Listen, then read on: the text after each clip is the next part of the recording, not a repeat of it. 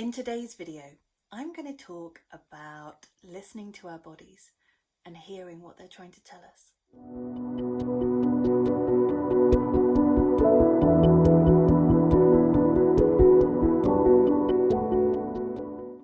Hi, I am Elysium and welcome to my channel.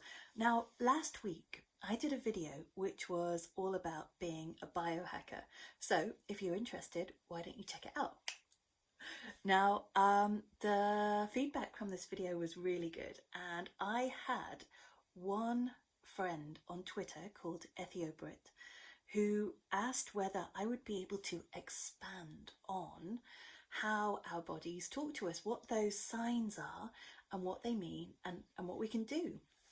So let's start with the skin. Now, with all of these points, you need to know yourself. What is your baseline level? So what is normal for you? My skin is always pretty much the same. It is slightly dry. I don't have a lot of problems with spots.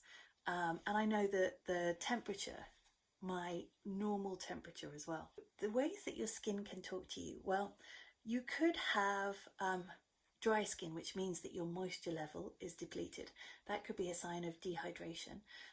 But if your skin is dry over a long period of time, then that could mean that you're just generally not taking in enough liquid. I often get a problem with the skin around my eyes, maybe if I have been drinking alcohol the night before, which doesn't happen very often, but I know about it if I have. Think about the colour of your skin.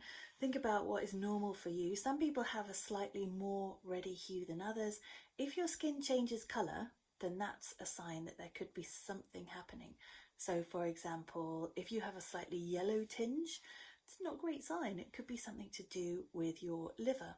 And also that can be seen in the whites of your eyes as well. If your whites are a bit yellowy, then that suggests that there is something wrong with your liver function because of the amount of bile that it's producing. Also, it could be your pancreas or your gallbladder. So watch out for those. Then let's think about other things to do with the eyes.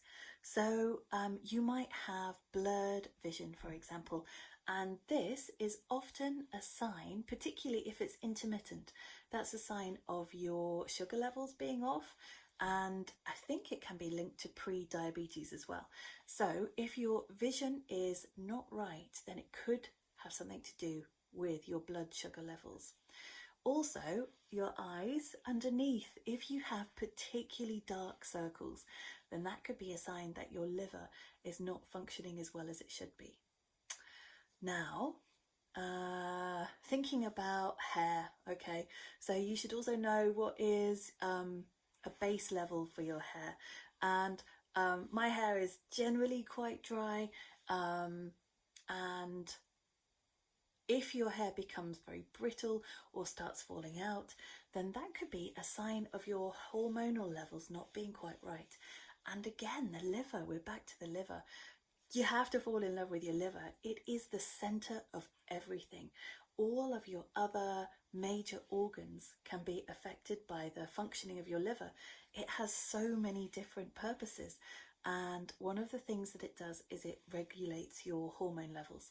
So it really is important to always look after your liver. So that was hair. Nails. Okay, now my nails are quite brittle because I've started wearing nail polish all the time. Now I went through a phase of not wearing it at all, and actually my nails were in very good condition. But if your nails suffer and you're not wearing nail polish all the time, it could be a sign of a thyroid complaint, or it could be anemia. That was another thing to do with the eyes. If you notice that the insides of your eyelids underneath here are very white, then that could be anemia, and that's an iron deficiency. So all of these things are quite easy to address, but they could be signs of something more seriously happening underneath. The taste in your mouth, okay, your mouth. So you should know the amount of saliva, which is normal for you to have, for example, your breath. You should be able to tell whether you've suddenly got a change in the smell of your breath, for example. So, for example, if you have a metallic taste in your mouth, one of the things it could be telling you is that you have a vitamin B12 deficiency. Now, just on the subject of vitamin B12, a lot of people have this deficiency and it is so important. And in fact, I read this report once, it was a medical report, which said that a very high percentage of the people who are taking drugs for mental health conditions, if they just took a vitamin B12 supplement, then they would probably realise that their mental health problems would disappear. Now, I take vitamin B12 in a supplement, like a tincture every day, because it really does help me focus in an incredible way. Without it, my mind is scattered and I find it very hard to concentrate. But B12 is amazing. It's also wonderful for your nerves, and for anybody who's suffered any kind of nerve damage, whether it's because of excess stress or because of an injury, then vitamin B12 is really important. After that, mucus. Oh, I'm talking about some beautiful things today. So an excess of mucus could be a sign of an allergy, unless it's just for a normal cold, a short-term condition. But if you find that you have a lot of mucus all the time, then that could be something to do with a food allergy, for example, or something else. There are other signs of allergies that your body will display, sometimes rashes or sometimes a change in mood. So that could be something to do with a food intolerance. It could be the liver again and the function of your hormones. Your body can talk to you in lots of ways to tell you that it's fighting infection, and one of those ways is that your lymph nodes become inflamed. And you might experience these. I mean, lymph nodes, they're all over your body, armpits and groin area, but you might notice that the ones behind your ears become hard and you get a hard lump behind your ears. That's your lymph nodes letting you know that they are working hard to get rid of an infection. So if this happens, it's time to boost your vitamin C intake and drink lots of water to try and flush whatever it is out of your body. And to rest, obviously, because sleep is one of the best defenses for your immune system. Moving a bit further down, I'm thinking about our heartbeats. Okay, now I've got 2 kids, and I know that if they wake up crying, or if they're not very well, and I give them a hug to make them feel better, then one of the things I'm doing is checking their heartbeat. And if they've got a very fast heartbeat, then that tells me that they are dehydrated. And so one of the first things that I will do is to give them some water and help them to calm down. And that very often fixes whatever the other problems were, because being dehydrated can give you so many different symptoms. So we've already talked about dry skin, but actually, like, the more immediate symptoms are like a fast heartbeat. Dry mouth doesn't always happen. It can happen a lot later, but you can often get a headache with being dehydrated, and sometimes grumpy too. So that can be an issue. Also with the heartbeat, I don't know if you've ever experienced this, but hearing your heartbeat in your ears. Now, this means that your blood pressure is too high. Or one of the things it can mean is that your blood pressure is too high. And so actually drinking some water, changing your environment, there's all sorts of things that you can do to change your blood pressure.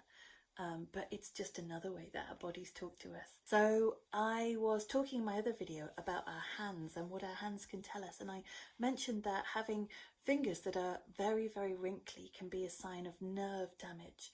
And so it can take quite a lot of work to fix this. It's taken me years, but I don't have wrinkly fingers anymore. I'm not talking about fingers that get wrinkly in the bath. I'm talking about fingers that get wrinkly at different points during the day, and particularly after eating certain foods. In fact, when you eat foods, this is one of the most important times to listen to your body, because you will be receiving feedback on whether your body likes those foods or whether it really doesn't. And some other ways that you can tell whether those foods have affected you well is, we've talked about the skin and whether your skin is reacting. So you might have a rash, you might have itching. Itching can also be a sign that the liver is not in the best state. But then also bloating. So that's one of the most common signs of a food intolerance or an allergy. So if you are particularly bloated after you've eaten a certain kind of food, maybe this means that it doesn't agree with you very well. And it's up to you whether you want to go down the route of trying to make your body accept it, or whether you want to eliminate it and try to heal that way. So whilst we're talking about digestion, I don't suppose we can have a video like this without thinking about waste products. And I don't want to talk about this too much, but basically it is fascinating. If your body is eliminating solid waste that isn't very solid, then it's often said that this is a sign of an anxious person.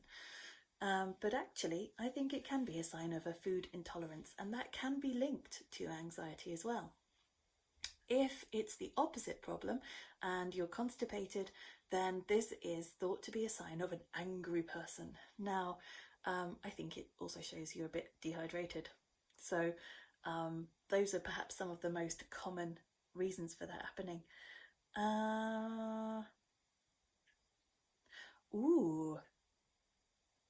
Here's one that we didn't talk about. The smell of your body in general. If you notice that your body starts to smell more than usual, then it can be a sign that it is having difficulty in eliminating waste products.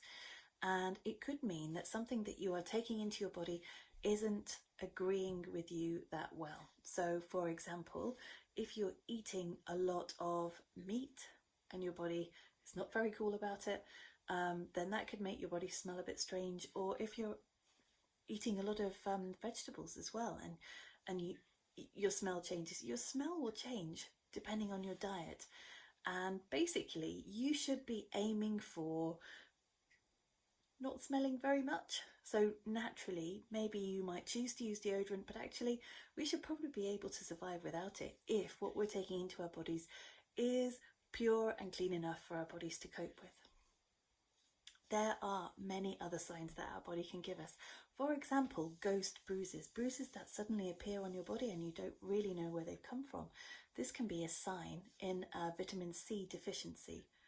And all of these things are very easily changed by diet.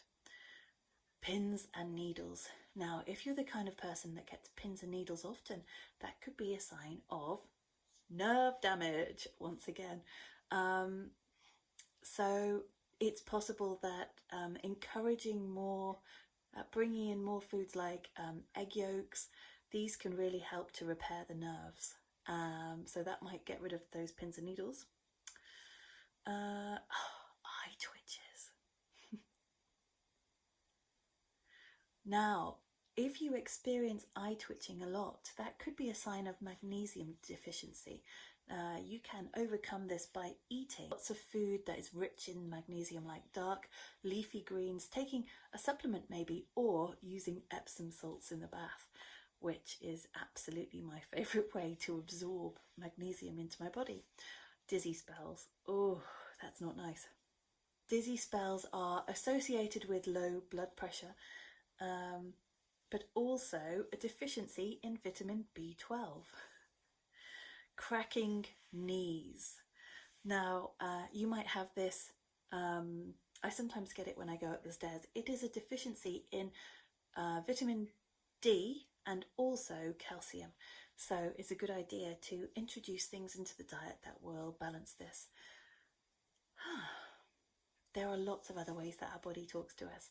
The amount that we sleep, how happy we are, our ability to concentrate, how tired we're feeling. All of these are very important to listen to, and particularly when they're accompanied by other physical symptoms.